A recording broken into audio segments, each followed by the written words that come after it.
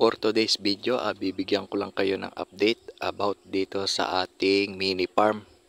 So ano ba yung na-acquired natin ngayon? So naka-acquired tayo ngayon ng solar panel na 100 watts. So dagdag naman siya sa ating asset.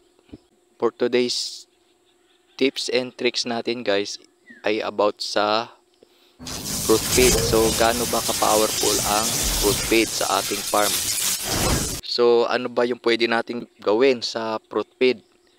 Ginagamit natin para sa pag-crafting ng ating mga extract. So dito natin siya makikita guys sa crafting station. So pindutin natin yan, makita natin guys yung energy or EN. So i-click lang natin yung start dyan guys. So ayan guys, makikita nyo guys yung fruit feed.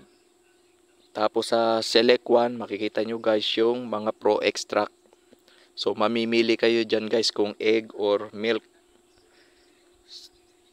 Yung sa baba naman guys is select to extract guys, yung sa mga normal na mga extract na binibigay ng mga alaga natin sa farm.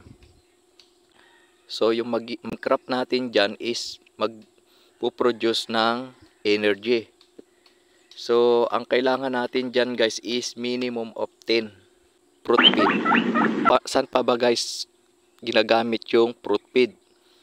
So guys, ginagamit yung fruit feed every Sunday para mapakain mo yung mga animals na alaga mo. Siya yung magiging default guys every Sunday.